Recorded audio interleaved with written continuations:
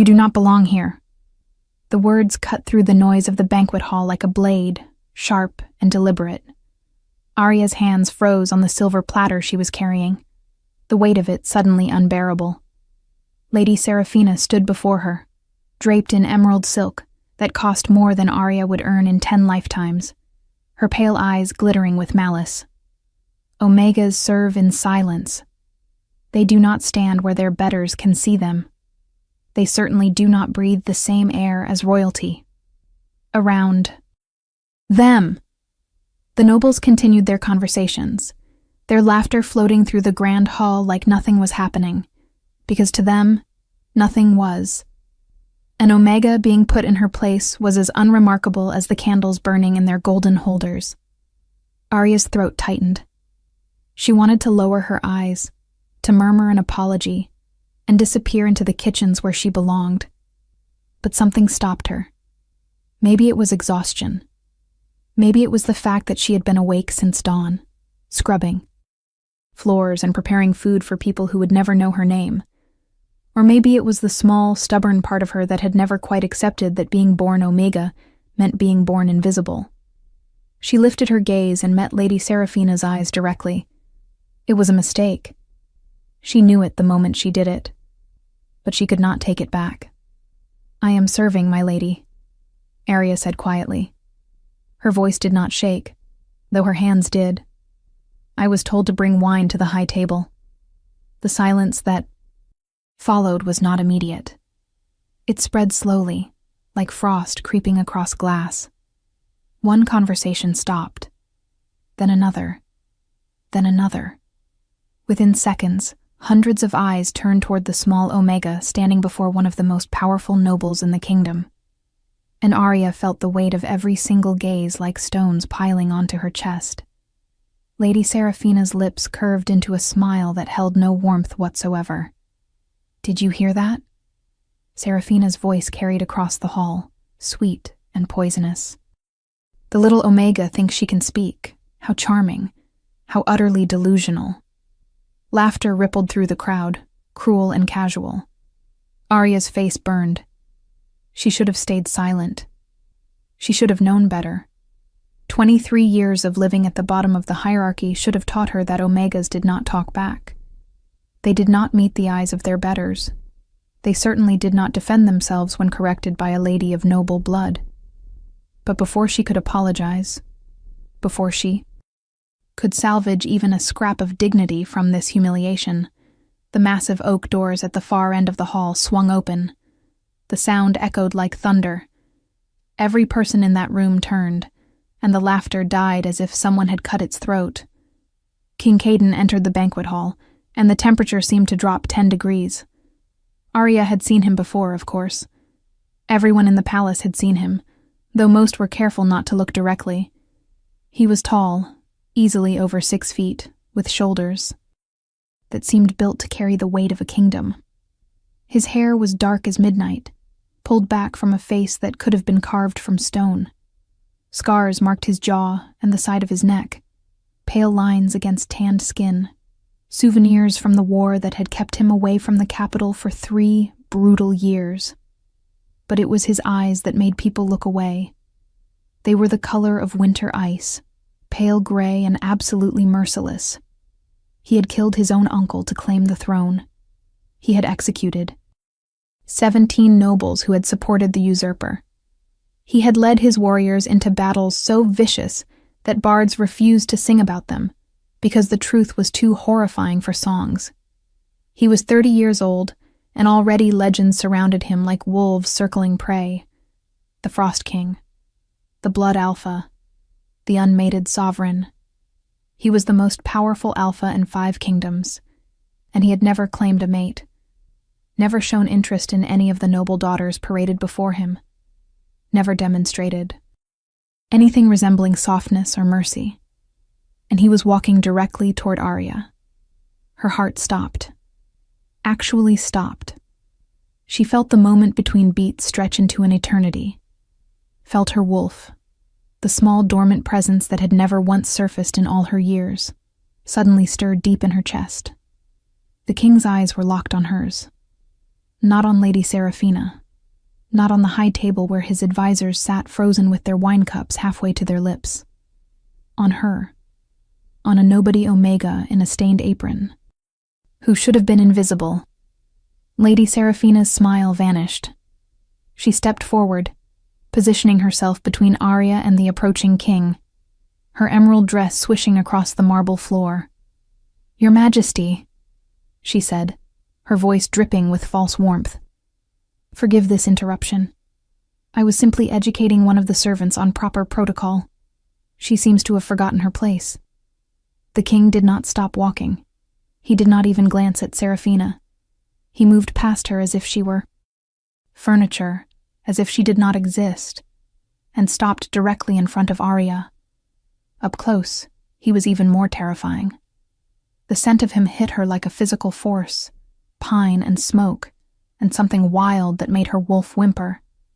His presence was overwhelming, crushing, the sheer weight of his dominance pressing down on her until she could barely breathe. Every instinct screamed at her to submit, to lower her eyes, to bare her throat, and hope he did not rip it out. But she could not look away. His eyes held hers, and she felt like she was falling into frozen lakes, drowning in depths she could not fathom. The entire hall had gone silent. Even the servants standing along the walls had stopped moving. It was as if the world itself was holding its breath. "What is your name?" His voice was low, rough, like gravel sliding over steel. It was not a request. It was a command that expected obedience. Arya's mouth was dry. She tried to speak, and nothing came out. She swallowed, tried again. "Arya, Your Majesty." Her voice was barely a whisper, but in that absolute silence, it carried. Something flickered in his eyes. Something she could not name. His jaw tightened, and for a moment she thought he was angry, thought she had made some terrible mistake by speaking, by existing in his line of sight. But then he did something no one expected. He reached out, slowly, deliberately, and touched her face. Just his fingertips against her cheek, so gentle it almost hurt. The contact sent electricity, racing through her entire body, a jolt so powerful she gasped. Her wolf, dormant since birth, suddenly surged to the surface with a force that made her knees buckle. The king caught her. His arm wrapped around her waist, steadying her, and the moment his hand settled against her lower back, something inside Arya snapped into place. It was like a puzzle piece she had not known was missing suddenly sliding home. The bond hit her like a tidal wave, overwhelming and absolute. Mate. The word echoed. Through every cell of her body, undeniable as gravity. This man, this terrifying king who made grown alphas tremble, was her mate. And from the way his pupils dilated, from the way his grip on her tightened possessively, he felt it too. Impossible! Lady Seraphina's voice shattered the moment, shrill with disbelief. She is an Omega, a servant. There must be some mistake. The king's head turned toward her slowly, and the look in his eyes made Seraphina take an involuntary step backward. When he spoke, his voice was soft, but it carried a promise of violence that made even the bravest warriors in the room tense. There is no mistake. This woman is my mate. Anyone who questions that, anyone who disrespects her in any way, will answer to me personally. He looked around the hall, meeting the eyes of every noble, every courtier, every person who had laughed at Arya moments before. She is your future queen. You will treat her as such. The shock was palpable. Someone dropped a wine cup, and it shattered on the marble floor, the sound impossibly loud. Whispers erupted like wildfire, disbelieving and scandalized. An Omega as queen. An Omega mated to the most powerful alpha in the realm. It was unheard of. It was scandalous. It was impossible. But the king was not asking for their approval. He was not requesting their acceptance. He was stating a fact, and his tone made it clear that anyone who disagreed would not live long enough to regret it. Arya could not process it. could not. Understand how her life had gone from invisible servitude to this, to being claimed in front of the entire court by a king she had never spoken to before this moment.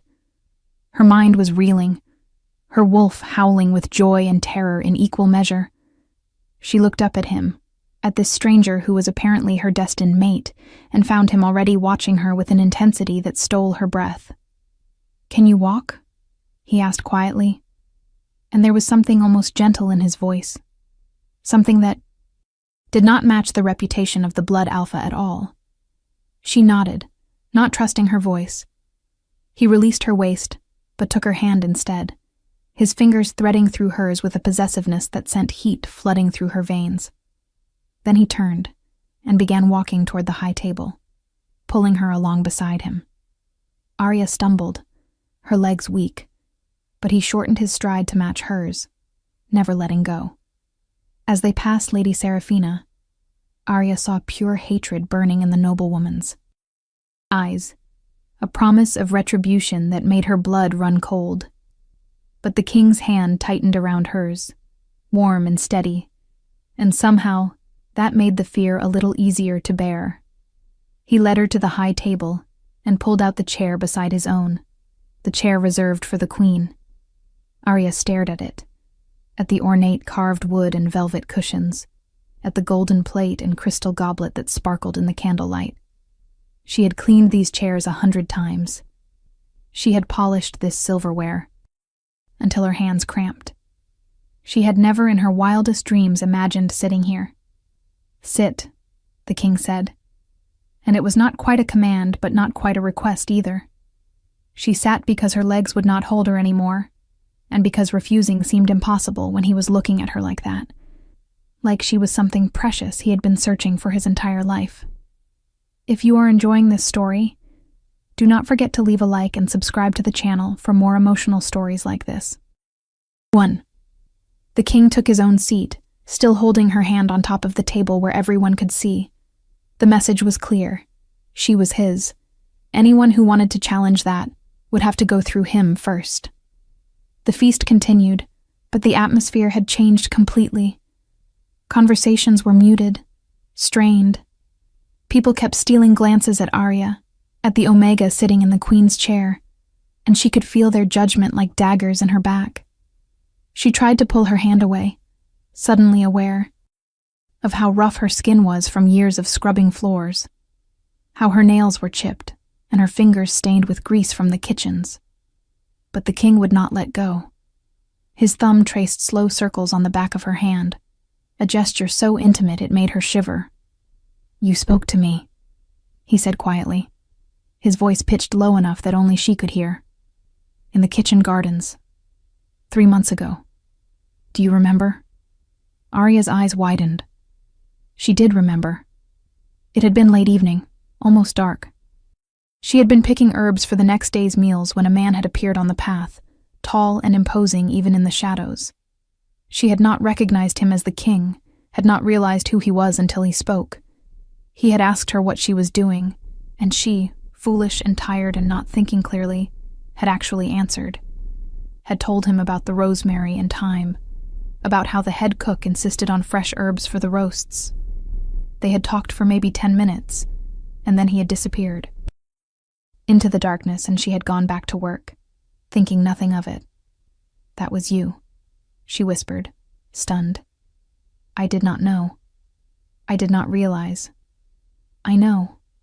His lips curved into something that was almost a smile, though it looked unpracticed, like his face was not used to the expression. "You treated me like a person, not a king, not a monster, just a man walking through a garden." He paused, his eyes searching hers. "I have thought about you every day since." Her heart clenched. She didn't know what to say to that, did not know how to respond to the raw honesty in his voice.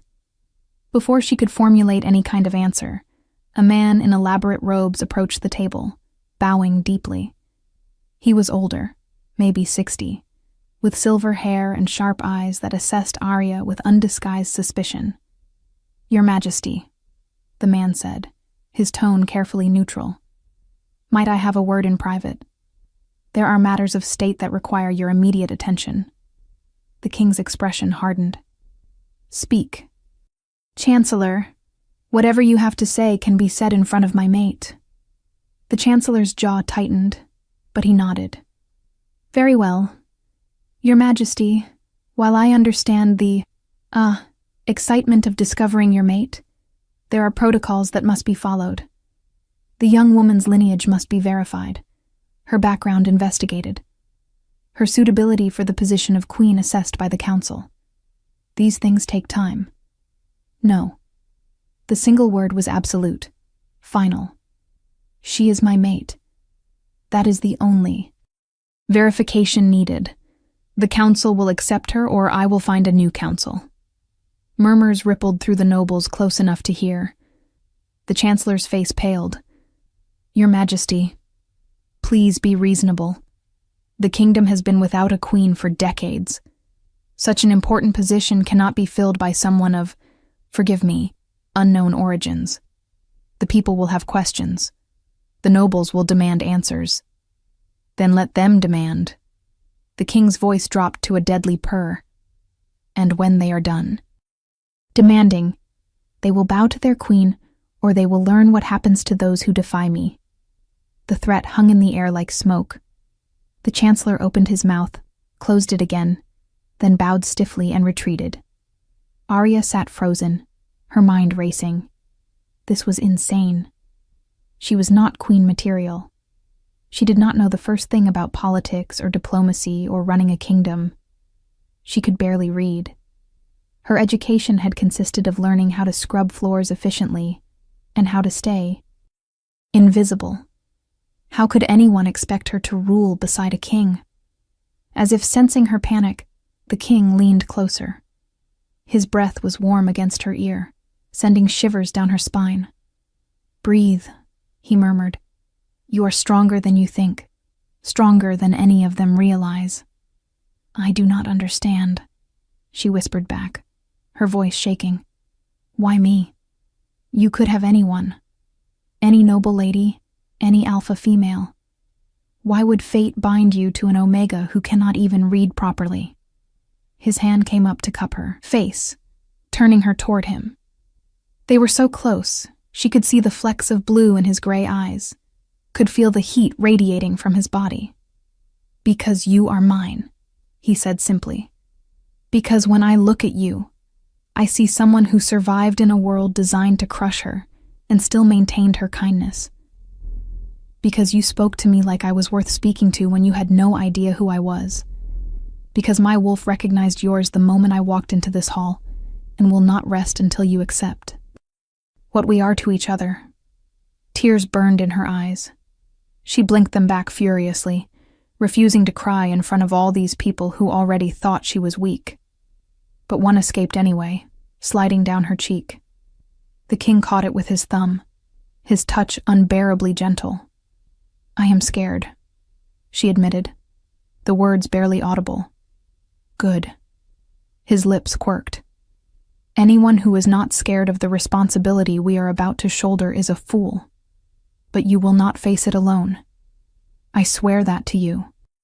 Before she could respond, a commotion at the far end of the hall drew everyone's attention.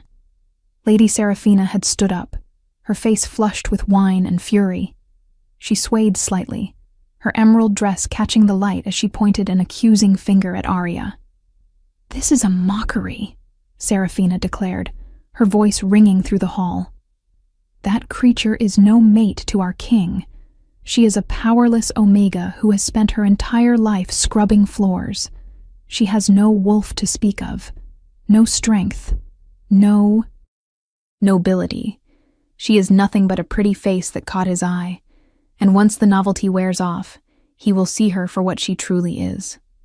A mistake.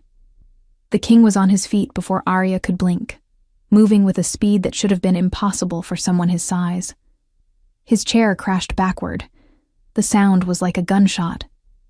The temperature in the hall plummeted as his dominance rolled out in waves so powerful that every Omega in the room dropped to their knees, and even the Alphas bowed their heads in submission. Everyone except Seraphina, who stood trembling but defiant. and Arya, who felt the king's power wash over her, but somehow did not feel compelled to submit. If anything, her own wolf rose to meet his, not in challenge but in recognition, in perfect harmony. "You forget yourself, Lady Seraphina." The king's voice was death itself, cold and final. "You forget who you are speaking to and who you are speaking about. My mate is beyond your judgment, beyond your petty jealousy and pathetic scheming. If you ever speak of her in that manner again, I will have your tongue cut out. Do I make myself clear?" Seraphina's face went white. She opened her mouth, closed it, then bowed so deeply her forehead nearly touched the table. "Forgive me, Your Majesty," she whispered, and the fear in her voice was genuine. "I spoke out of turn. It will not happen again." "No," the king agreed softly. "It will not. Because if it does, you will not live to regret it." He turned his back on her, dismissing her as thoroughly as if she had ceased to exist, and returned to Arya. His hand was gentle when he helped her to her feet, but she could feel the tension in him, could sense the violence barely leashed beneath his skin. He was holding himself back, forcing control, and she realized with a start that it was for her sake. He did not want to frighten her. "Come," he said quietly. "You have had enough of this circus for one night." He led her from the hall, and this time no one dared to laugh. They walked through corridors Arya had only ever seen while carrying trays or hauling buckets of water, moving deeper into the palace toward the royal wing where servants like her were never permitted. Guards snapped to attention as they passed, their eyes widening when they saw who the king was escorting. But none of them said a word. The silence was oppressive, broken only by their footsteps echoing on marble floors. Finally, the king stopped before a set of massive double doors carved with intricate wolf designs. He pushed them open and pulled Arya inside, closing them behind her with a definitive click. She found herself in the most beautiful room she had ever seen. It was enormous, easily the size of the entire servants' quarters, with high ceilings painted with scenes of forests and stars. A fireplace large enough to walk into dominated one wall, flames crackling cheerfully. Thick carpets covered the floor, furniture that looked more like art than anything. Functional filled the space. And against the far wall was a bed so large it could have slept 6 people comfortably, draped with furs and silk that probably cost more than her life. "This is your room now," the king said, watching her take it all in. "Or it can be. If you prefer separate quarters until you are more comfortable, I will have chambers prepared for you nearby. I do not want you to feel trapped or forced into anything before you are ready." Arya turned to look at him. This powerful king who was trying so hard to be gentle with her. "Where do you sleep?" she asked. He gestured to a door on the left side of the room. "My chambers are through there. We share a sitting room, but the bedrooms are separate. It is traditional for the king and queen to have their own spaces until they choose otherwise." Heat flooded her cheeks. She understood what he was implying, what he was offering her. Time. Space. The choice to accept this bond at her own pace. It was more than she had expected, more than she had any right to hope for. She looked around the room again, at the luxury that surrounded her, and felt overwhelmingly out of place. This was not her world. These were not her people. She did not belong here any more than she belonged on the moon. But when she looked back at the king, when she met his eyes and saw the hope there, the longing, the desperate need for her to accept him, she felt something shift inside her. Her wolf, silent and dormant for 23 years, was fully awake now and absolutely certain. This man was hers. This terrifying, scarred, powerful king was her mate, and every instinct she possessed was screaming at her to claim him, to accept the bond, to surrender to the destiny that had brought them together. "I do not know how to be a queen," she said quietly. "I do not know how to walk like them, or talk like them, or think like them. I will embarrass you. I will make mistakes. People will mock you for choosing someone so far. Beneath you. He crossed the distance between them in 2 strides and framed her face with his hands, forcing her to meet his eyes. Listen to me carefully, he said, his voice rough with emotion. I have fought wars. I have killed men who deserved it, and men who did not. I have made decisions that haunt me every time I close my eyes. I have been alone in the darkness for so long I forgot what light looked like. And then I met you in a garden, and you smiled at me like I was worth smiling at. And for the first time in years, I wanted to be better than what I am. You do not need to know how to be a queen. You just need to be yourself. The woman who was kind when she had every reason to be bitter. The woman who spoke honestly when silence would have been safer. The woman my wolf chose above all others. Arya felt tears spilling down her cheeks now, hot and unstoppable.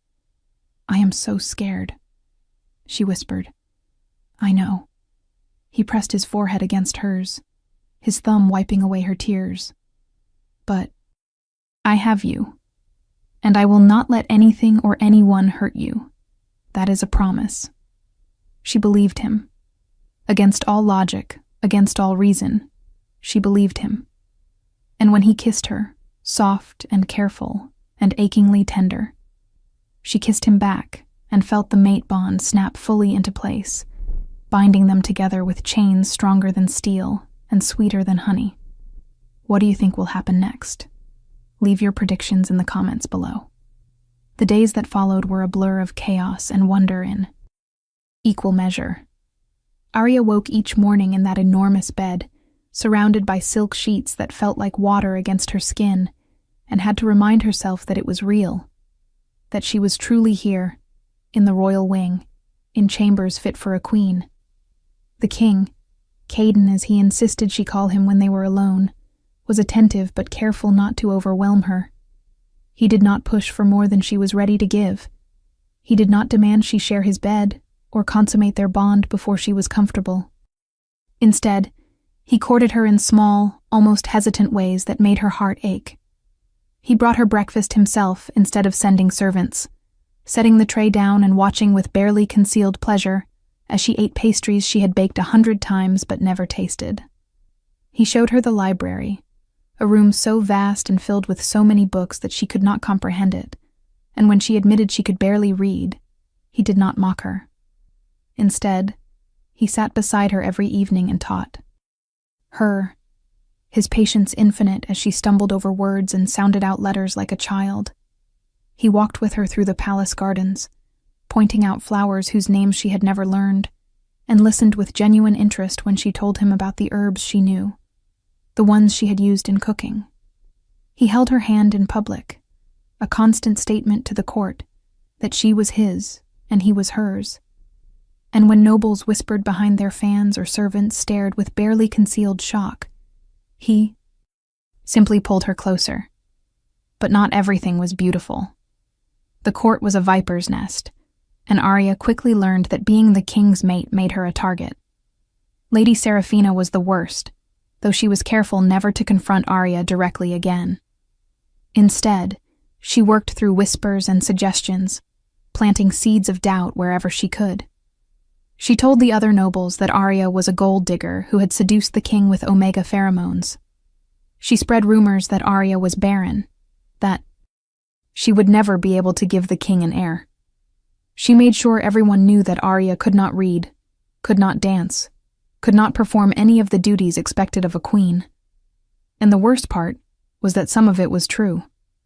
Arya could not navigate court politics the way these people did. She did not understand the subtle games of power and influence. She made mistakes, small ones that would have been overlooked in anyone else but were magnified 1,000 times because of who she was. She used the wrong fork at dinner. She addressed a duke as Sir instead of Your Grace. She wore a dress that was perfectly beautiful, but apparently the wrong color for an afternoon event.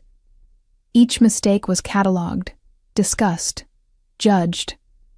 The king's protection could only go so far. He could not be with her every moment of every day. He had a kingdom to run, councils to attend, decisions to make that required his presence. And when he was gone, the vultures circled. The noblewomen who had once ignored her now approached with false smiles and poisonous kindness, offering to teach her court etiquette while subtly highlighting everything she did wrong. The servants she had worked alongside for years suddenly treated her like she was made of glass, terrified to speak to her normally because she was no longer one of them. Arya felt herself drowning in a world she did not understand, and the only thing keeping her afloat was Caden. He was her anchor, her safe harbor in a storm of silk and lies. When she was with him, she could breathe. When he touched her, the bond between them sang so sweetly that everything else faded to background noise. But he could not always be there, and she knew she needed to be stronger. She needed to learn how to survive in this world on her own. It was during one of these moments, when Caden was locked in meetings with his military advisors, and Arya was left to navigate the palace alone, that she felt it. A pull, deep in her chest, tugging her toward the oldest part of the palace, the abandoned wing that had been closed off for decades, the place where servants whispered about ghosts and dark magic. She should have ignored it, should have turned around and gone back to her chambers. But the pull was insistent, almost desperate, and her wolf was suddenly more alert than it had ever been. She followed the feeling through dusty corridors and past rooms that had not seen occupants in generations. The air grew colder the deeper she went, and the light from the windows dimmed, as if the sun itself was reluctant to penetrate this far. Finally, she stopped before a door that was different from all the others. It was made of dark wood, almost black, and covered in carvings that hurt to look at. Symbols that seemed to writhe and shift when she was not looking directly at them. Her hand reached for the handle without conscious thought. The door swung open silently, revealing a circular room with walls covered in mirrors. Not regular mirrors. These were old, their surfaces clouded and strange, reflecting things that were not quite right. And in the center of the room, set into the floor, was a circle of silver inlaid with more of those painful symbols. Arya stepped into the circle before she could question the impulse, and the world exploded into light and pain and power. Her wolf surged forward with a force that knocked her to her knees, and for the first time in her life, she felt it fully. Not the small, dormant presence she had, always known, but something vast and ancient and absolutely terrifying. Power flooded through her veins like liquid fire, burning away everything that had been holding her back, everything that had been suppressing her true nature. Images flashed through her mind, memories that were not hers, but belonged to her wolf, to her bloodline. She saw a woman who looked like her, standing on a battlefield surrounded by enemies, power radiating from her in waves that made alphas bow and omegas weep. She saw a crown of silver and moonstone, a throne carved from a single massive tree trunk. She saw wolves, hundreds of them, all looking to her for guidance, for protection, for leadership. And then she saw the betrayal, saw the woman, her ancestor, surrounded by those she trusted, watched them drain her power and bind her wolf, watched them erase her from history and scatter her bloodline to the winds, watched them take everything she was and bury it so deep that her descendants would never know what they had lost. The vision faded, and Arya found herself still kneeling in the circle, tears streaming down her face. But she was different now. She could feel it in every cell of her body. The power that had been locked away, suppressed by generations of diluted bloodlines and forgotten magic, was awake. Her wolf was no longer dormant. It was there, present and powerful and absolutely furious at what had been stolen from them. She stood slowly, her legs shaking, and looked at her reflection. In one of the mirrors, her eyes were glowing, actually glowing, with a silver light that should have been impossible. Her hair seemed to move in a wind that did not exist, and when she reached for the power inside her, It came willingly, eagerly, wrapping around her like a cloak made of starlight. She was not just an Omega. She had never been just an Omega. She was the last daughter of the moon-blessed line, the bloodline that had ruled over all wolves before the great betrayal. The bloodline that every current ruling family had conspired to destroy because they feared a power they could not control. And they had been right to fear it. Arya left the abandoned wing in a daze, her mind reeling from the revelations. She needed to tell Caden, needed to warn him that she was not what everyone thought, that her presence in his palace could bring dangers he could not imagine. But when she reached the royal wing, she found chaos waiting. Guards were running through the corridors. Servants were crying. And Lady Seraphina stood in the center of it all, her face a mask of false concern that did not quite hide her triumph. "What happened?" Arya demanded, her voice cutting through the noise with an authority that made everyone stop and stare. Seraphina turned to her slowly, her smile sharp. "Oh, how terrible that you have to hear this. The king has been poisoned. He collapsed during the council meeting. The physicians are with him now, but they say the poison was designed specifically to kill alphas of royal blood. There is no antidote, no cure. He has hours at best." The world tilted. Arya felt the mate bond screaming in her chest, felt Caden's pain echoing through it like a knife to her heart. She did not think, did not hesitate. She pushed past Seraphina and ran toward the king's chambers, her newly awakened power flaring around her in a visible aura that made people scatter from her path. Guards tried to stop her at the door, but one look at her glowing eyes made them step aside, terror overriding their training. She burst into the room and found Caden on his bed, surrounded by physicians who were arguing in desperate whispers. He was pale, his skin covered in a sheen of sweat, his breathing labored. When he saw her, relief flooded his face despite the obvious pain he was in. "Arya," he managed, his voice rough. "You should not be here. The poison, it might be contagious." "I do not care."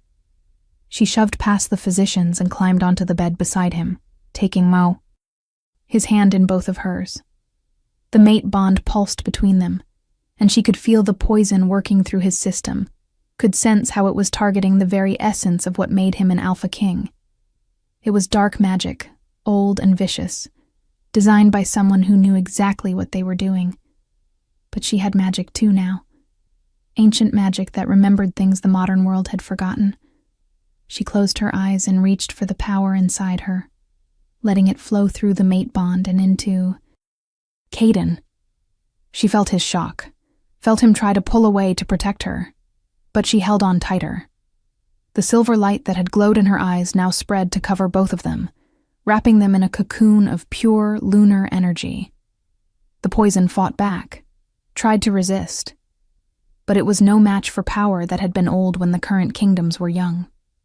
Arya poured everything she had into healing him, into burning the poison from his blood and repairing the damage it had caused. She felt herself weakening, felt her strength draining away, but she did not stop, could not stop, not when losing him would mean losing half her soul. Finally, after what felt like hours, but was probably only minutes, the poison was gone. Caden's breathing eased. Color returned to his face, and Arya collapsed against his chest, utterly exhausted but triumphant. She had saved him. Against all odds, with magic she had only just discovered, she had saved her mate. The physicians were staring at her like she had grown a second head. Caden's arms came around her, holding her against him with a strength that proved he was recovering. "What did you just do?" he whispered, awe and confusion warring in his voice. "I will explain everything," she promised, her words slurred with exhaustion. "But first, you need to know something. The poison was not random. Someone in your court wants you dead, and I think I know who. If you want to see how this story ends, make sure you are subscribed with notifications on. Caden recovered quickly once the poison was purged from his system, his alpha healing taking over to repair the remaining damage. But Arya's revelation had shaken him to his core. Not just the fact that someone had tried to assassinate him, though that was concerning enough, but what she had done to save him. The power she had displayed was unlike anything he had ever witnessed. It was old magic, the kind that existed only in legends and children's stories. And it had come from his mate, the Eye. Omega everyone had dismissed as powerless and weak. He held her while she slept, exhaustion claiming her after the enormous expenditure of energy. She was curled against his chest, her breathing soft and even, and he marveled at how something so precious had been hidden in plain sight for so long. He had known she was special from the moment he met her in that garden, had felt the pull of the mate bond even then, though he had not understood what it meant. But this was beyond anything he could have imagined. When she finally woke, it was late evening. The physicians had been dismissed with strict orders not to speak of what they had witnessed. Caden had also posted his most trusted guards outside the door with instructions to let no one enter. They needed to talk, needed to understand what was happening before they faced the court again. Arya stirred in his arms, her eyes fluttering open. For a moment she looked confused, as if she had forgotten where she was. But then memory returned and she stiffened. "You are alive," she breathed, her hand coming up to touch his face as if to confirm he was real. "Thanks to you." He caught her hand and pressed a kiss to her palm. "Now tell me everything.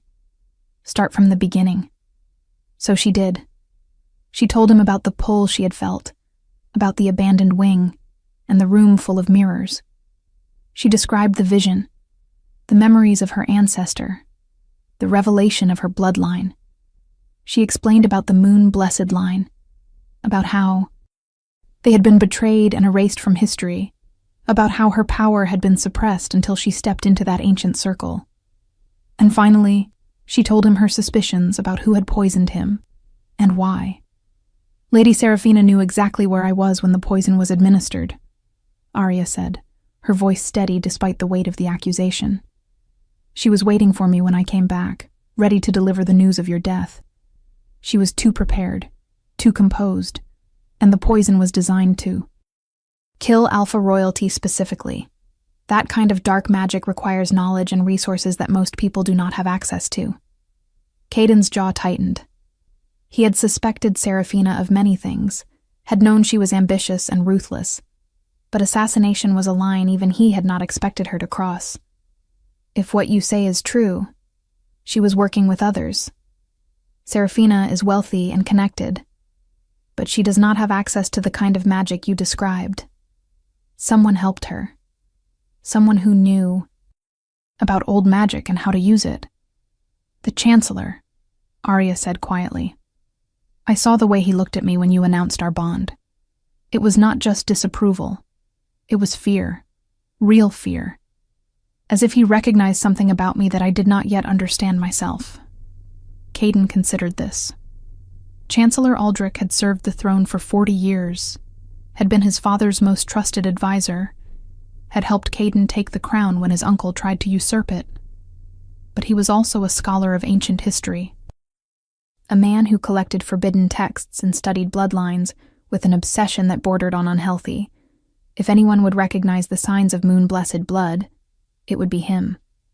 "We need proof," Caden said. "Accusations of this magnitude cannot be made lightly, especially against people as powerful as Seraphina and Aldrich. But if they tried once, they will try again, and next time they might target you." Arya nodded, but there was a determination in her eyes that had not been there before. "Then we need to be ready. I need to learn how to control this power properly. I need to understand what I am capable of, so I can protect both of us." Over the next week, Arya trained in secret. She returned to the abandoned wing every night, to that circular room with its mirrors and ancient symbols, and practiced channeling the power that now burned inside her. It was not easy. The magic was wild and ancient, unused to being constrained. and more than once she lost control and blew out every mirror in the room with a blast of pure energy. But slowly, painfully, she learned. She discovered she could heal with a touch, could sense lies like discord in a symphony, could protect herself with shields of solid moonlight. She found she could communicate with wolves directly, not just werewolves, but the actual wild creatures that roamed the forests, and they responded to her with a loyalty that should have been impossible.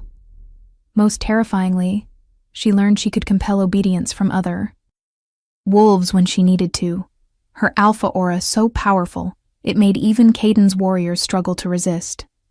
But the more she practiced, the more she realized the extent of what had been stolen from her ancestors.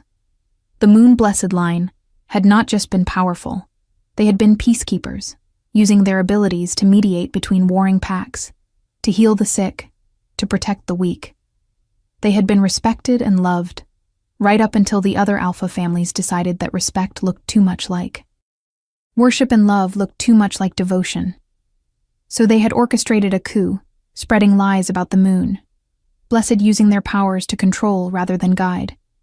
And when the killing was done, they had worked together to erase all evidence that the bloodline had ever existed. Except it had not worked completely.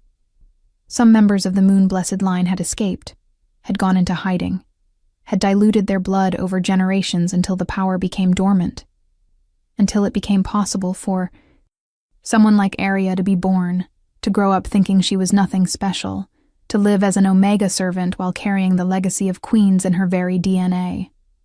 Arya was sitting in the training room, surrounded by shattered mirror fragments, when Caden found her one night. He had been searching for over an hour, had finally thought to check the abandoned wing. When he saw what she was doing, saw the silver light dancing around her fingers, and the way she was manipulating raw energy like it was clay, he stopped in the doorway and simply stared.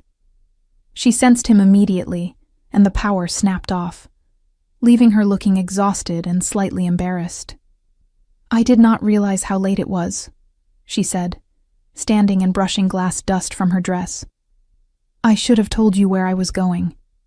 You should have told me you were training at all." He crossed to her, his eyes cataloging every detail of her appearance. She looked different now, stronger, more confident. The uncertain servant girl he had claimed as his mate was still there, but she was wrapped in something fierce and powerful that took his breath away. "How long have you been doing this?" "Every night since I healed you." She met his eyes steadily. "I need to be able to defend myself. Defend us. I cannot rely on you to always be there when danger comes."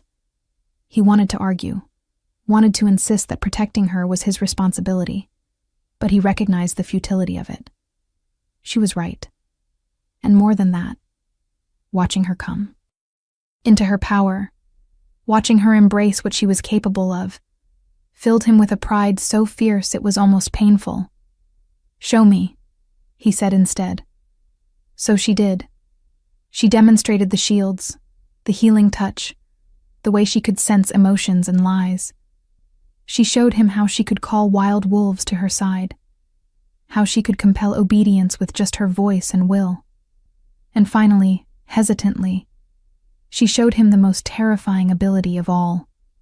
She touched his hand, and suddenly he could feel what she felt, could sense the mate bond not just as a vague awareness, but as a living thing that connected them soul to soul. It was overwhelming, beautiful, absolutely terrifying. When she released him, he staggered back a step, his breathing harsh. "That is incredible," he managed. "You are incredible." She smiled, but there was sadness in it. "I am also dangerous. If word gets out about what I can do, every alpha family in the 5 kingdoms will see me as a threat. They will try to kill me before I can use this power against them. Then we make sure word does not get out until we are ready." He pulled her close, wrapping his arms around her waist. "Until you are strong enough to defend yourself, and I have secured enough loyalty that anyone who tries to harm you will face the entire kingdom. And what about Seraphina and the Chancellor? They already know something is different about me. They probably suspect more after what happened. Then we spring our own trap. Caden's smile was cold and dangerous. The full moon ceremony is in 3 days. Every noble in the kingdom will be there. It is tradition for unmated wolves to seek bonds under the moon's blessing, and for mated pairs to renew their vows. This year, I am going to announce you as my queen officially, and complete the mating bond in front of everyone. Arya's breath caught. Completing the mating bond meant more than just a ceremony. It meant the final consummation, the joining that would make them one in the eyes of the moon and lock their bond permanently. It was not something to be done lightly, especially not in front of an audience. If we do that, she said slowly, there is no going back. And if Serafina and Aldrich are planning another attempt on your life, the ceremony would be the perfect opportunity. I am counting on it. His eyes glittered with predatory anticipation. Let them try. Let them reveal themselves. And when they do, we will be ready. The 3 days before the full moon ceremony passed in a flurry of preparation. Arya was fitted for a ceremonial gown, white silk embroidered with silver thread that caught the light and seemed to glow. She was taught the words she would need to speak, the gestures that were traditional. She met with the priestess who would officiate, an ancient woman with clouded eyes, who took one look at Arya and smiled like she knew secrets the rest of the world had forgotten. You carry the moon's blessing in your blood, the priestess said, her gnarled fingers tracing symbols on Arya's forehead. I thought that line was extinct. How wonderful to be proven wrong. You know what I am? Arya whispered, shocked. I am old enough to remember when the moon blessed walked openly among us. Old enough to remember what the greedy and fearful did to them. The priestess's smile turned sad. Be careful, child. History has a way of repeating itself. The night of the ceremony arrived with cloudless skies and a moon so bright it turned the palace grounds to silver. Hundreds of wolves gathered in the sacred grove, a clearing deep in the royal forest, where ancient trees formed a natural cathedral. Nobles in their finest clothes mingled with common pack members, all equal under the moon's gaze. Bonfires burned at the cardinal points, their flames dancing in a wind that seemed to come from nowhere. Arya waited in a tent at the edge of the clearing, her heart racing. She wore the white gown and a crown of silver leaves that was so delicate it looked like it might blow away in the slightest breeze. Her hair fell loose down her back, as tradition demanded for an unmated female, though of course she was mated. Everyone knew it. But the ceremony required the pretense that the bond was not yet complete. Caden entered the tent, and the sight of him stole her breath. He wore traditional ceremonial robes, black leather and fur that made him look more wolf than man. His eyes found hers immediately, and the heat in them made her shiver. Are you ready? He asked, his voice rough. She nodded, not trusting her voice. He offered his hand and she took it, letting him lead her from the tent and into the clearing. Every eye turned toward them. The crowd fell silent. Even the wind seemed to hold its breath. The priestess stood in the center of the circle, her arms raised to the moon. We gather under the blessing of the Great Mother to witness the joining of 2 souls, she called, her voice surprisingly strong for someone so ancient. The king has chosen his mate. The moon has blessed their bond. Tonight, we make it eternal. Caden and Arya walked to the center and knelt before the priestess. She produced a silver knife, its blade etched with symbols that hurt to look at. Blood to blood, she intoned. Life to life. Soul to soul. She cut Caden's palm first, then Arya's. They pressed their hands together, their blood mingling, and the mate bond exploded with power. Arya gasped as she felt Caden's emotions flood through her. His love and pride and fierce protectiveness. And she knew he was feeling hers too, her fear and determination and the overwhelming rightness of being with him. The priestess bound their hands together with a silver cord. Speak your vows, she commanded. Caden went first.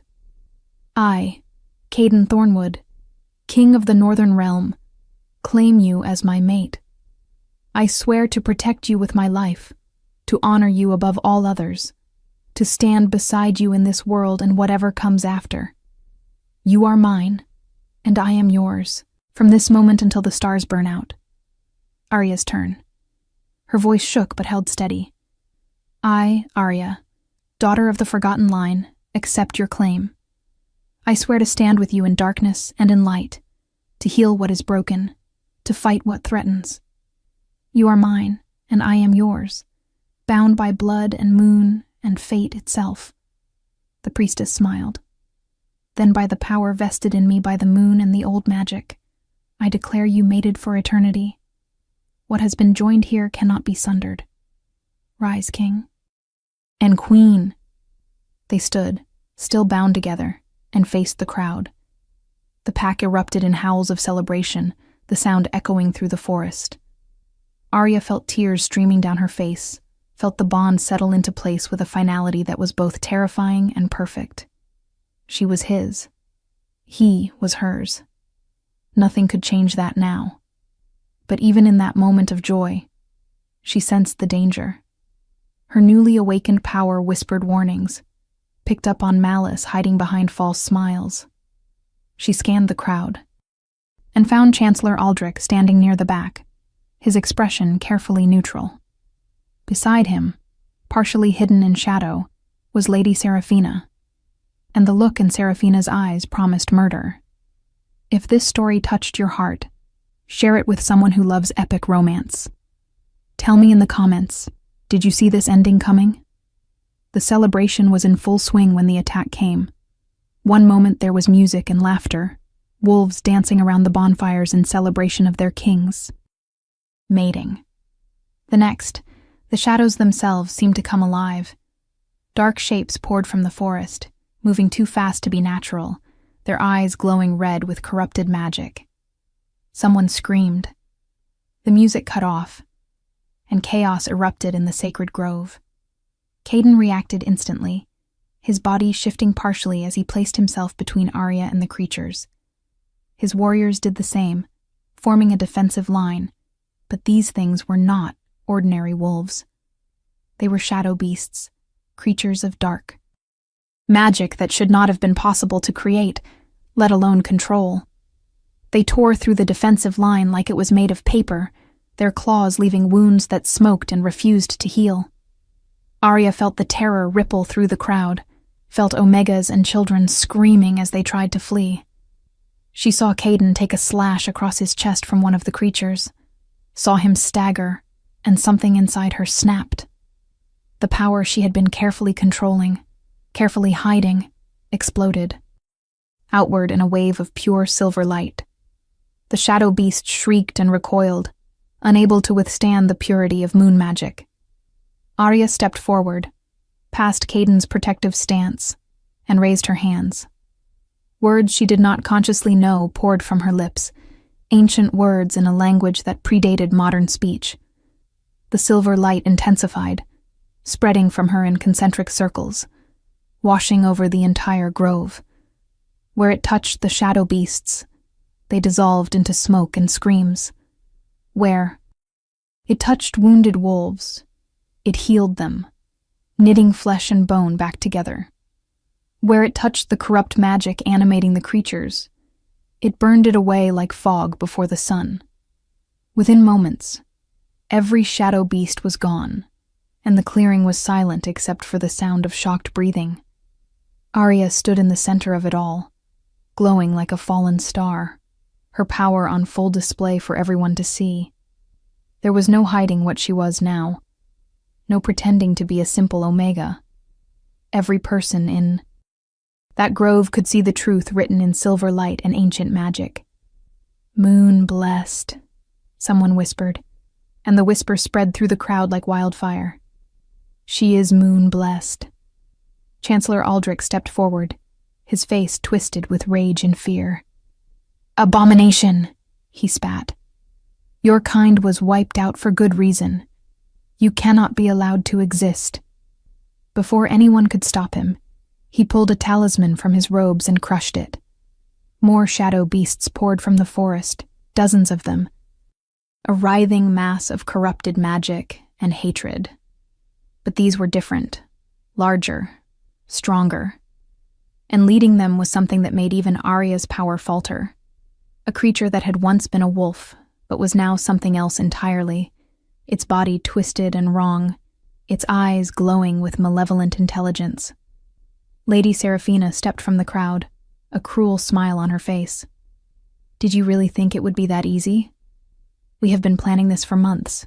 The Chancellor knew what you were the moment he saw you. He recognized the signs of moon-blessed blood. And he contacted me because he knew I had the resources and motivation to help eliminate you." "You poisoned me," Caden snarled, moving to attack. But the twisted creature was faster. It slammed into him with the force of a battering ram, sending him crashing into a tree hard enough to crack the trunk. Arya screamed, reaching for him through the bond, but Seraphina was already moving. She produced a knife, similar to the ceremonial one the priestess had used but corrupted, its blade black instead of silver. "Your blood is the key," Seraphina said, advancing on Arya. "Your death will break the mate bond and leave the king vulnerable, and when he falls, the Chancellor and I will take control of the kingdom. We will rebuild it properly, without the taint of forbidden bloodlines polluting the throne." Arya backed away, her mind racing. She could feel Caden struggling to rise, could sense his warriors trying to get to her but being blocked by shadow beasts. She was alone, facing a woman who had spent months planning her murder, and a monster that radiated wrongness with every breath. But she was not the frightened servant girl anymore. She was moon-blessed. She was a daughter of the forgotten line, and she would not die here. When Seraphina lunged with the knife, Arya met her head-on. She caught Seraphina's wrist and channeled her power directly into the other woman, not to heal, but to judge. The silver light burned through Seraphina, searching for every lie, every betrayal, every dark deed. And there were so many. Murders disguised as accidents. Poison slipped into wine cups. Innocents sacrificed to fuel dark rituals. The weight of Seraphina's sins was staggering, and Arya let that weight fall back on her. Seraphina screamed, dropping the knife, her body convulsing as her own guilt devoured her from within. She collapsed, her eyes rolling back, foam flecking her lips. She would live, but she would never be the same. The darkness she had welcomed so eagerly had turned on her with a vengeance. The twisted creature roared and charged at Arya, its jaws wide enough to swallow her whole. But she did not run. She planted her feet and reached deep, deeper than she ever had before, down to the very core of what she was. And she pulled. The moon above them brightened, became almost blinding in its intensity. Beams of pure lunar energy lanced down from the sky, converging on Arya and flowing through her like she was a conduit.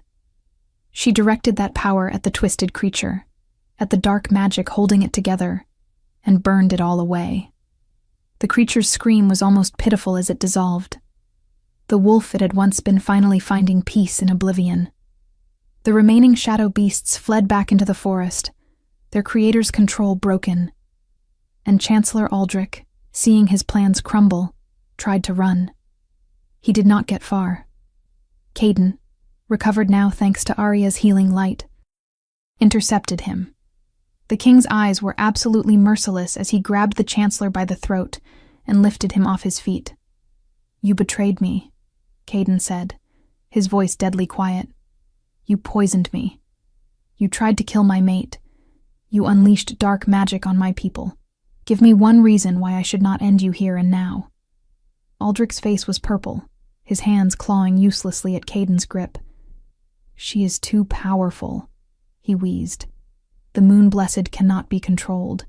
They will dominate us all. If given the chance. I did what was necessary to protect the kingdom. You did what you did out of fear and greed." Caden's grip tightened. "And you will pay for it with your life. Wait." Arya's voice cut through the tension. She walked over to them, the silver light fading from her skin, but her eyes still glowing. Do not kill him. Not like this. Let him stand trial. Let everyone see what he did, hear his confession, understand the full extent of his crimes. His death will mean more if it comes with the weight of justice behind it. Caden looked at her, searching her face. Then, slowly, he lowered Aldrich to the ground, though he did not release him. You are too merciful, he said, but there was admiration in his voice. I am moon-blessed, she replied. Mercy is supposed to be our gift, but mercy does not mean there are no consequences. She placed her hand on Aldrich's forehead, and he screamed, not in pain, but in revelation. She showed him everything he had done from his victims' perspectives, made him feel every moment of suffering he had caused, made him understand the full weight of his sins. When she released him, he collapsed to the ground weeping, broken in a way that no prison ever could accomplish. The pack watched in silence as Caden's guards took both Aldrich and Seraphina away. Then, as one, they turned to Arya.